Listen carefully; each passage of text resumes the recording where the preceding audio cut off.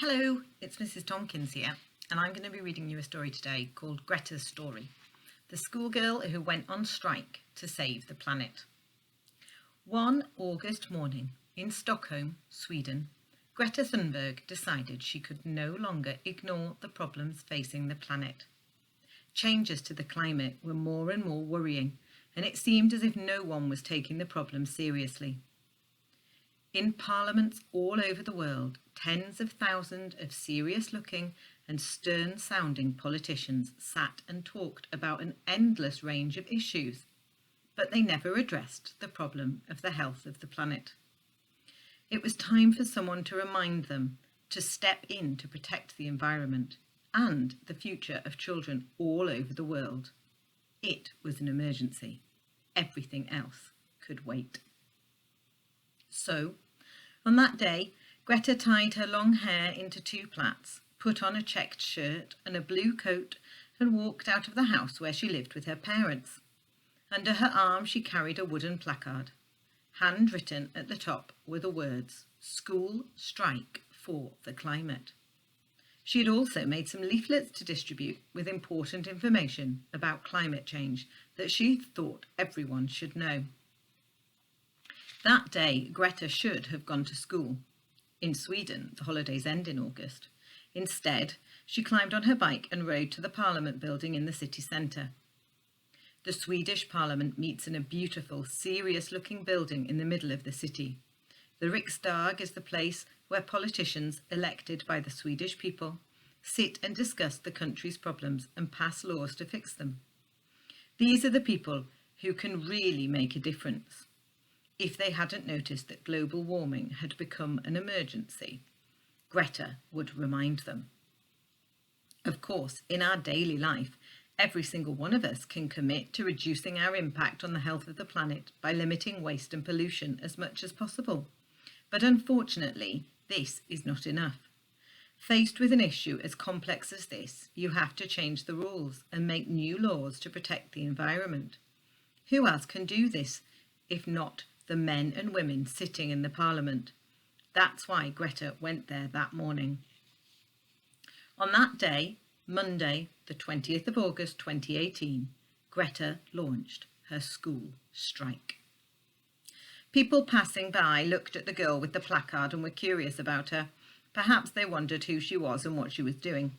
She sat there for the time she would normally have been in class, from 8:30 in the morning until 3 in the afternoon. On the first day, she spent all that time by herself, and none of the politicians walking past took any notice. But Greta wasn't discouraged. The next morning, she got up early, dressed, climbed on her bike, and went back to the Parliament, again carrying her sign. The strike continued. But on this second day, something incredible happened. Instead of just glancing at her, wondering what she was doing there, and then walking straight past, a few of the people passing by decided to stop. Greta was no longer alone. Other boys and girls joined her. By the third day, there was a nice little group of people sitting on the ground with her. They were mostly young, but there was also a mother with a little boy in a stroller, a woman with grey hair, and a student who had brought along a book to read.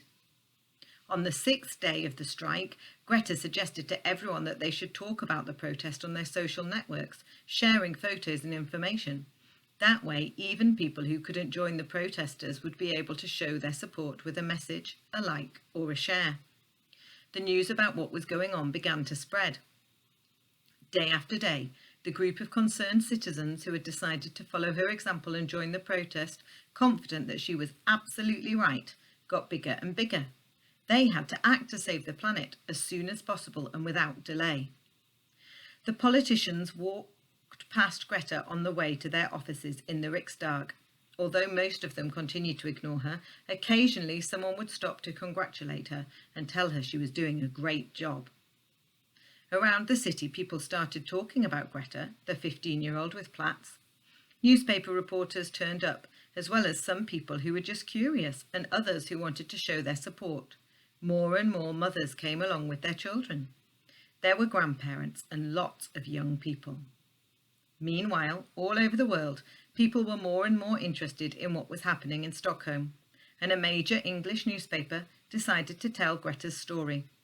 The Guardian published an online article about the school strike for the climate. The headline read, "The Swedish 15-year-old who's cutting class to fight the climate change."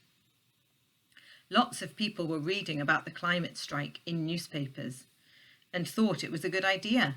Swedes living in other big cities and small towns from one end of Sweden to the other heard Greta's call and organised the same kind of protest. Since that morning in August, when she left her house for the first time, headed for the Parliament, Greta had a clear goal in mind. She would strike until the 7th of September, which was election day, when Swedish citizens would be voting for the men and women who would sit in the Parliament. Because so many people appeared to support her, it seemed a good idea to let as many of them as possible know about the climate strike. On her Instagram profile, Greta invited everyone to take part in the last day of the protest. On the 7th of September, dozens of people responded to her appeal. Greta had drawn the attention of journalists, politicians, and ordinary people to the issue. Greta reminded the crowd of people who turned up that, among other things, greenhouse gas emissions definitely needed to be limited to stop global warming from making life on Earth impossible. So why didn't the candidates up for election make fixing this problem a priority? Why, in the weeks leading up to the election, was the environment not discussed? Thanks to the school strike for climate, Greta's questions reached the ears of Sweden's parliamentarians. Now, all she had to do was wait for their responses. But the strike in Stockholm was only the beginning. So that is chapter 1. And you can read the rest and you can join the conversation about this book at Book Locker. And I'll be really interested to hear what you think. Was she right to strike? Was she right to skip school for her future, for all of our futures? Was that a good choice? I'm looking forward to seeing what you think. Okay, bye-bye.